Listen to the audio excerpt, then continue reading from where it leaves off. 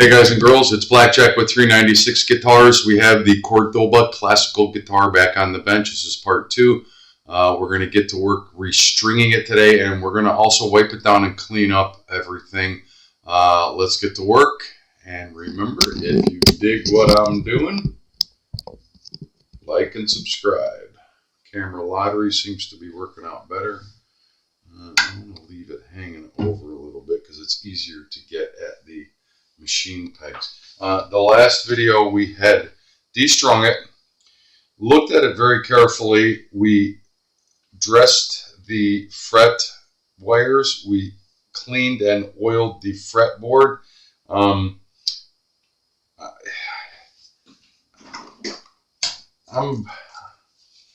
looking at these fret wires. They're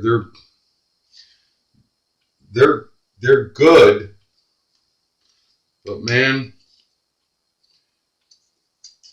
they just don't seem to be shining the way I'd like to see them, like this one right here.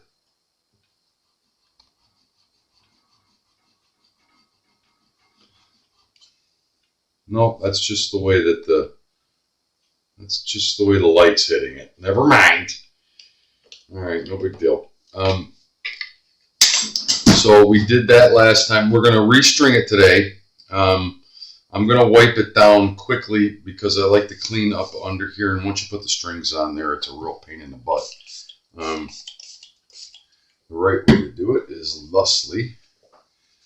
And the guitar is in really good shape. So the guitar is doing most of the work for us, but it is dirty and dusty. And every guitar deserves to be cleaned up.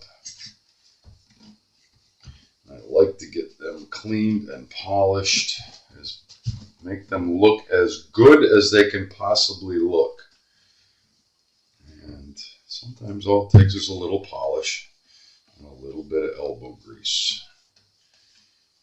And that's what I think the only thing this one is going to need.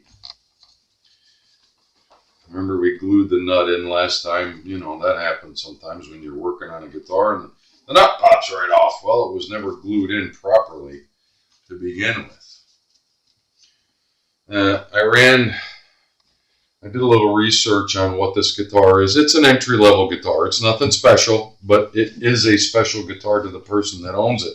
When I say it's nothing special, I mean it's not a super expensive guitar, but it was made in Spain, and those people wrote the book on acoustic guitars and building guitars for that matter. If you dig my meaning. So, give or take, it's probably a $300 guitar, maybe $400. You take that for what it's worth.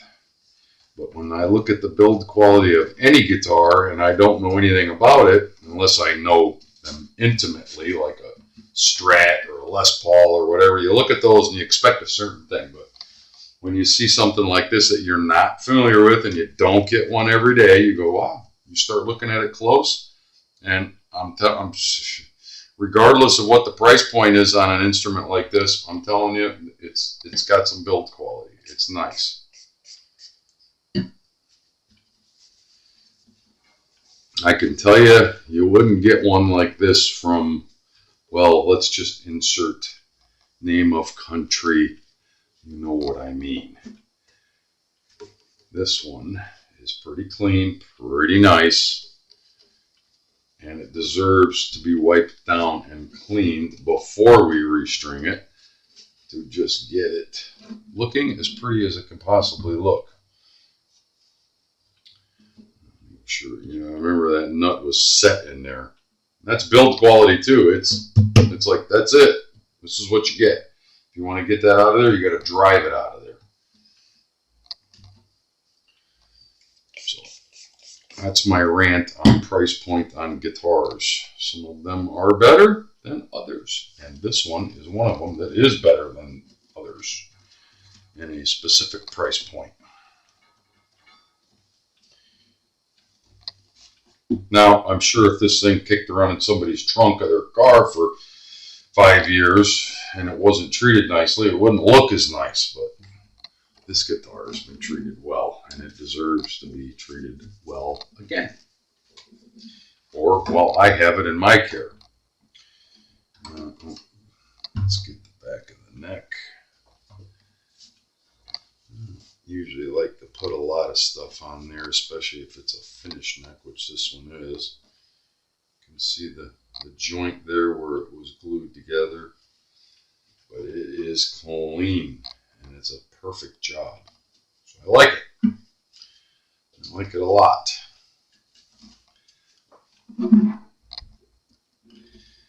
Where are we looking on the camera? We're looking good. Let's get hanging over a little bit.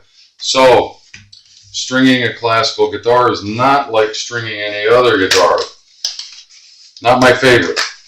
But there is a technique and there is a method to the madness. Today's string of choice.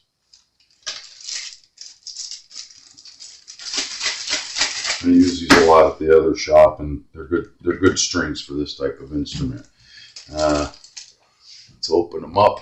There is no ball.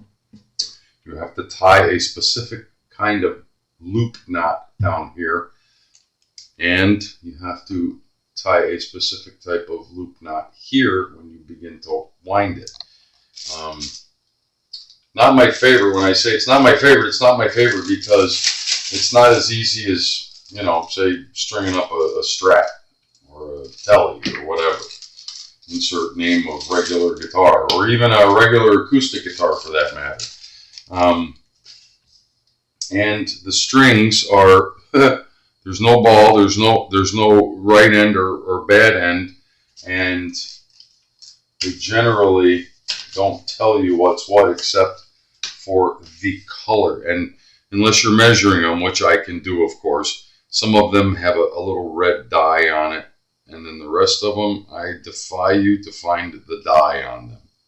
So they'll tell you color-coded, you know, this is what this one is, this is what that one is.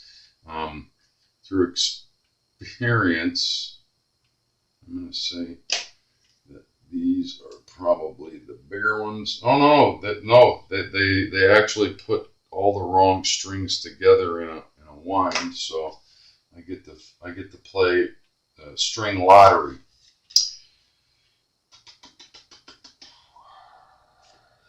Silver. So I'm going to have to measure them. This is what I hate about. This is why not my favorite. Stand by while I sort these strings out. Okay, sorry about that. Sometimes when you get these strings, you'll notice there's nothing on either end. Okay, there's no ball, there's no tassel on the other end.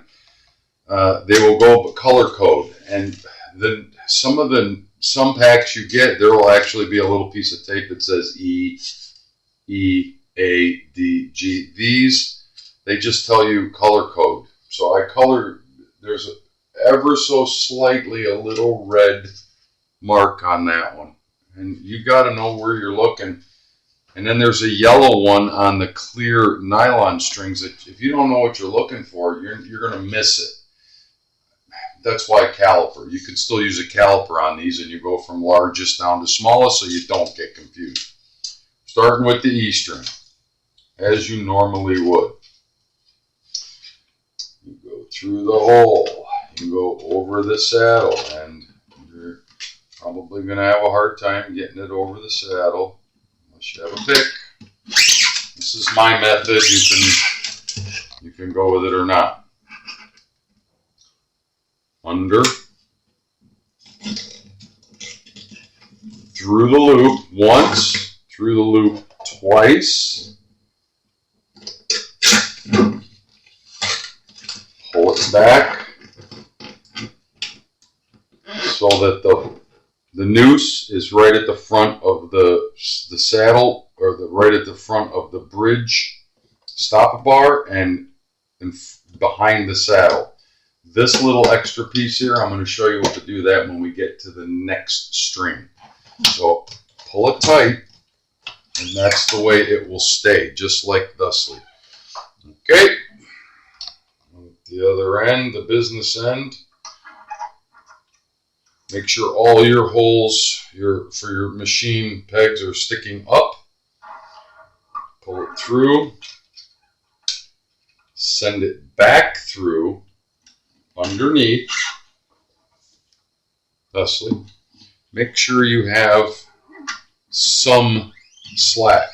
These strings stretch a lot, and you want to make sure that you have some, almost seems like too much, if you follow my drift. These you want to, this knot you want to do exactly the opposite of that one. Through, and then tie it down onto the inside of the peg. And you want to make sure that it kind of stays there, that it won't, as you start to wind, that it's not going to just unravel on you.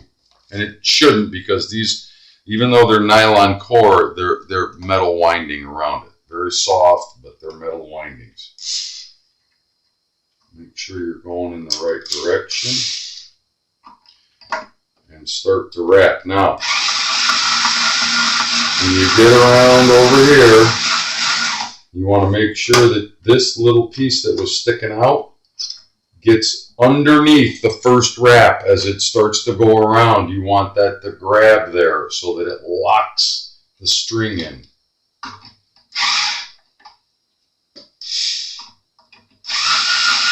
Onto the machine. And the rest of it you can just get out of the way. There's some of it there hanging, but that's all right. Once it has grabbed it and a wrap has gone around it, it'll lock it on.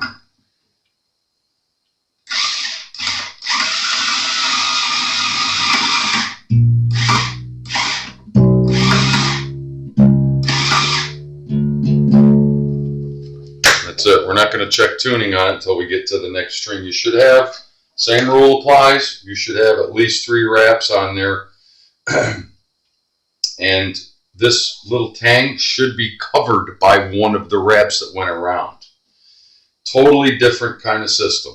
And they're a pain in the butt, like I said 3 times. And we need to now get to the A string, which according to this particular one is the red. And guess what? There's just a little bit of red on that one. And that's what you got to look for. Unless they have the tape. Sometimes this brand has a tape, a black piece of tape stuck to it, and it says the number of the string, which this one would be the 5th string, and denote the note, E, A, D, G, and so forth. All right, now, this little guy that's sticking out here, the next string that goes through there, you want to put it through the hole, just like we did in the last one. Get it up here where we're going to get ready to tie our noose. But we want the loop on the next string to catch that excess. That little bit of excess right there is going to get caught in the next noose and stay in the back of the stop bar. And then you snip off the excess once it has caught it. So we do the same process. All right, make sure you don't need a whole bunch to start. You go under this way and then through twice. 1, 2,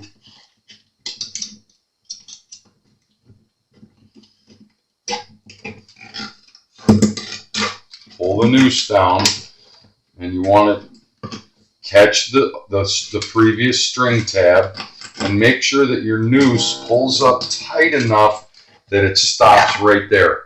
That's where you want your noose to be. And then give it a good tug. And that's it. That's what it should look like. Now this next, we're going to cut off the excess from the previous string. And then the A string that we're doing now, we're going to follow the same process. And when we get to the end, I'll show you because there isn't another string to catch it. Don't trim anything off until you get to this part. Through, come back, and then go in the opposite direction. Make sure you're holding enough. And it seems like way too much, but it's not. It seems like way too much, but it's not. But you're not the opposite of what you did down here. Seems like way too much, but it's not. Trust me when I tell you. Loop it around. Don't be afraid to tighten it. And remember, we want to get this little bit of excess that's hanging out right here from tying the knot there. We want to get that under the first wrap. That's the most important part of this end. And sometimes you got to get around here and then grab that and get it under there and position it under. Make it pull under there so that as you start to wrap now, it's going to be under it. I know that's a lot to take in, but that's why not my favorite.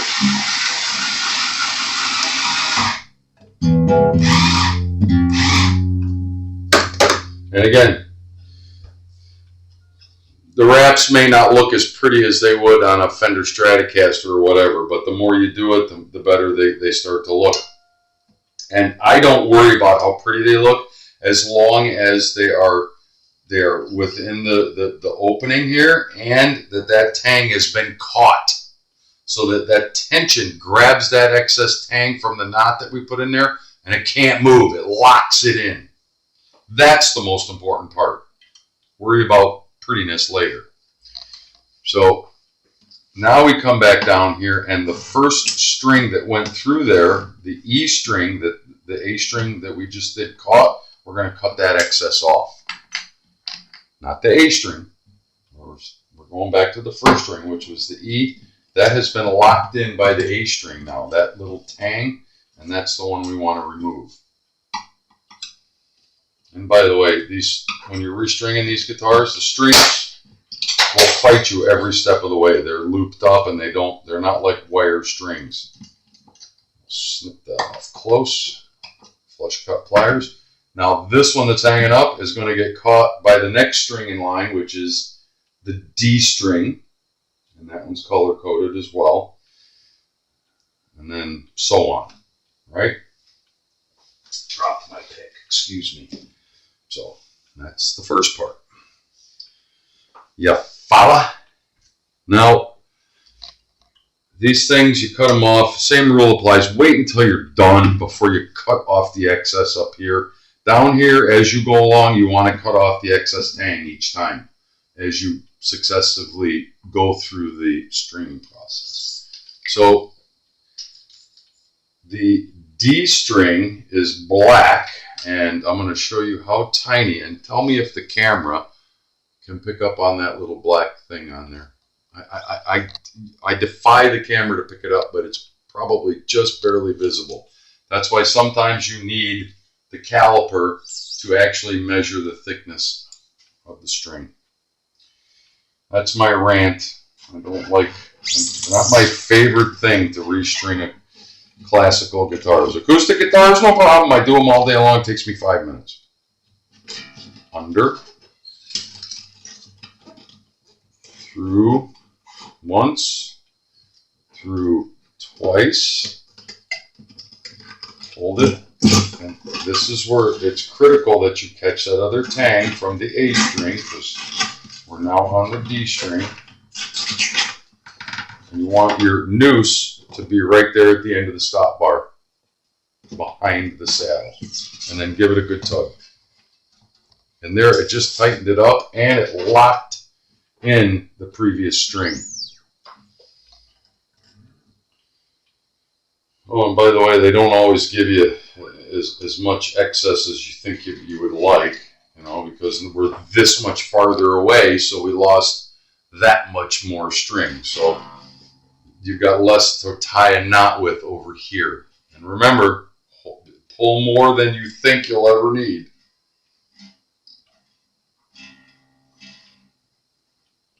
Remember, do your string your knot the opposite way from the other end. Pull it as tight as you can. And sometimes you may have to get a pair of needle nose and hold this one to make sure that like this knot didn't want to pull up tight. It's a little loose because I can't get a hold of it and hold enough tension on it to pull it down the next little click. There we go. Now it's tight. That in and of itself will not lock that string around that machine head, that peg. So again, get it started and try to find your excess piece when it comes around the other side. Make sure that first wrap grabs it and covers it.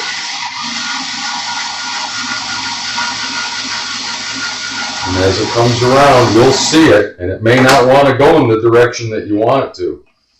Get it over there, get it under that string, and hold it like that, and continue to wrap it.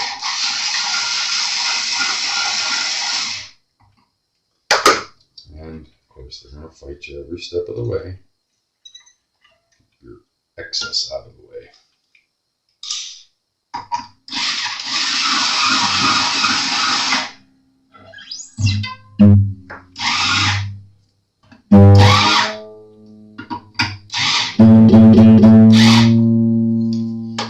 And there is our excess. Oh, and by the way, as an added bonus, when we get them all done, these things need to be tuned up for at least a week, every day, 3 or 4 times a day, because the strings will continue to stretch and stretch and stretch and stretch and stretch and never stop stretching. It'll be at least a week if you tune it up 3 times a day for a week. They'll still continue to go flat, go flat, go flat. That's just the nature of this instrument. But once they're on there and once they finally settle, these things sound beautiful. I'm going to stop there. The nylon ones are a little bit more tricky. I'm going to wait until I get to the very last one. It's the same procedure all the way along. Catch the tab from the previous one, tie it, tie it, tie it. When you get to the high E, that's when I'm going to come back, because you have to tie a knot in it. Because very rarely will the high E on these type of guitars, when you're stringing them with this type of noose, it won't hold. It will try, as you're putting more and more tension tuning the guitar up, it will start to unravel. The noose will start to unravel before you can get it tied in. So you have to put a knot on it. That's why I wanted to come back right when we do that high E. So I'm going to do the next 3, get started, and I'm going to show you how to do the high E. Stand by. Okay, so we're back. We're on the last one. This is the high E. This is the B string tab that the high E has to grab. Now, the only difference is when you get to the high E, and I found through experience that the noose will not hold. And sometimes the B noose will not hold, and as you're tuning it up, it'll just keep slipping and slipping and slipping. Now, with the B, we still have the high E to grab the tab, the tang that's still hanging.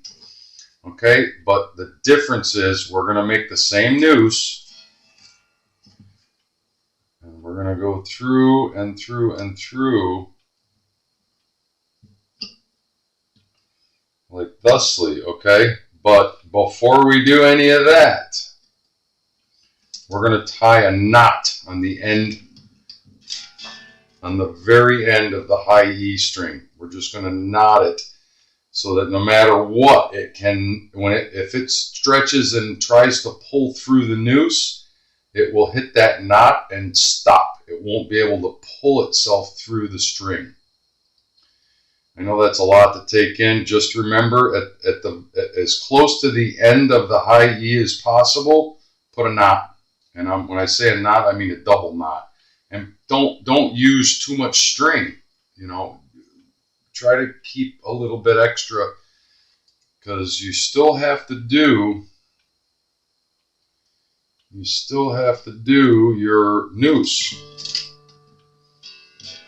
Now, I've seen guys just tie a knot and do that. I don't like that. I still want to do the noose. So tie your knot, a double knot, and it may not look as pretty as some other methods, but I know this one holds. Same thing, you're going to make your noose under and go through once, twice, and pull it around. Now, when we start tightening that down, if it starts to pull, the high E tang starts, as we tune up the guitar, you see how that is trying to pull through? It may continue to pull all the way down, but eventually it'll get to that knot and it'll hang right there on the stop bar, and it won't be able to pass it. It will not be able to pass it. So we won't know until we start tensioning it down. But that's a good precaution to take before you learn the hard way and waste a high E string and have to buy another set of strings that it won't pass through there and get past there. If you take that little precaution, it'll stop right there. As you're tensioning it up and tuning the guitar up, these nylon strings will tend to slip. The skinnier they are, they tend to want to slip. Ask me how I learned that. Wasting a lot of little E strings, high E strings. Same thing, make your knot tight as you can. And if you have to, put a double knot up here too, especially with this. It's always the high E on these things that give the trouble. But if you can get it to just stay there while you start to get your first wrap, then you should be okay.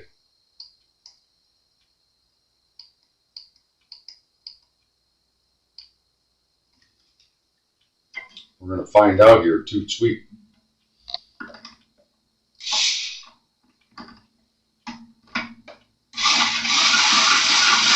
Remember, get it around, pull your tang through, and this is where it always gets tricky, getting that tang through there and negotiating all the other strings that are dangling there. I want to get that little guy to come up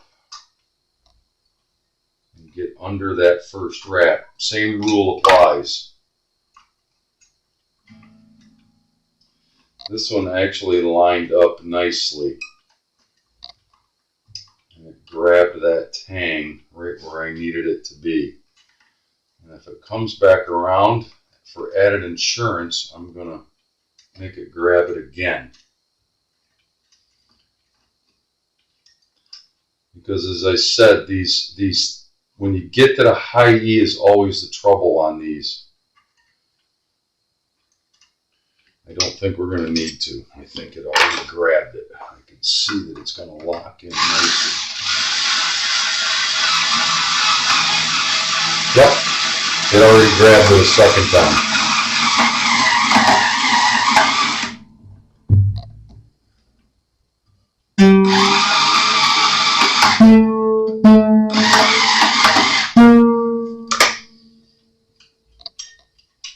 So guys, it takes forever for these nylon strings to stretch.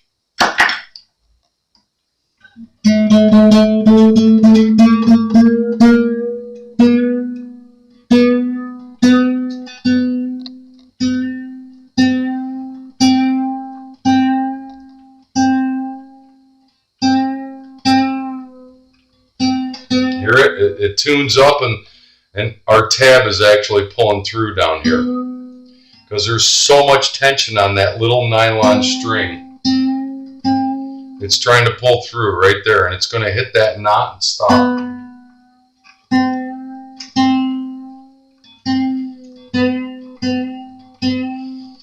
So comical. And the first time you learn this, you go, oh my God. And then it goes twang and it pulls out. Oh, we finally got past C. We're heading to D. The knot has locked in there. We're going to get up to E. And there's your high E. Oh, and by the way, you get to do that for another week and keep tuning these up. I don't even try to tune them to pitch. I just get them close and keep tuning them up because I know they're going to keep dropping and dropping.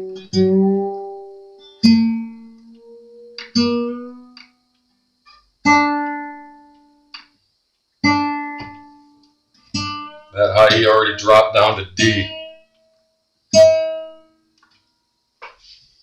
Yep, locked right on the nut. the knot that I put on there. That's where, if I didn't do that, that high E would have kept pulling and pulling and pulling, because it doesn't have enough tension to hold itself down, and it doesn't have the benefit of the next string locking it onto the stop bar.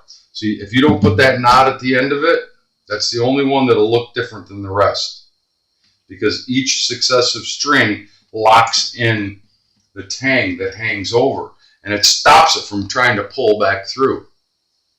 If we didn't put that knot in there, it never would have made it.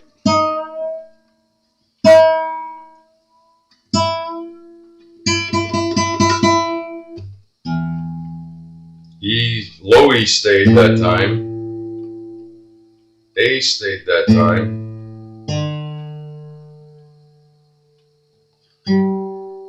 G is still stretching. That's a nylon string, but it's locked in here. It can't go anywhere. The other string locks it in.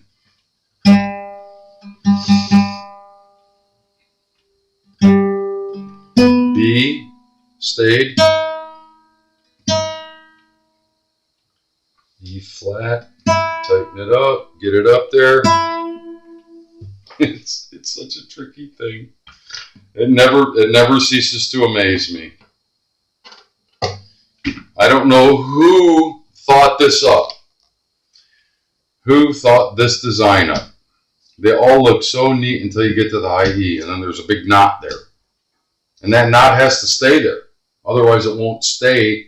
It'll just pull through and keep popping out. Alright, low E stays. A, G, B is still trying to stretch. E is still trying to stretch. That's the last one we did, so I'll tune it past. It never ceases to amaze me. Never ceases to amaze me.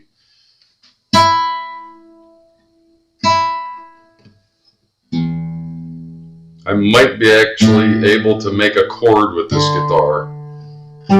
I usually don't even bother trying to make a chord with these when I'm stringing them, because I know I'll come back tomorrow and tune this guitar, and then I'll come back again the day after that and tune it again, and then I'll come back the day after that and tune it again. When I do a Stratocaster or a Tele or a Les Paul, it stays overnight, it settles. The next day I tune it, and by the second day, that's it. It's done. It has stretched the strings as much as they can, but those are steel strings. These are nylon, and even the ones that look like they're metal, they're nylon cord. There's nylon in there. I don't know if it'll make a chord.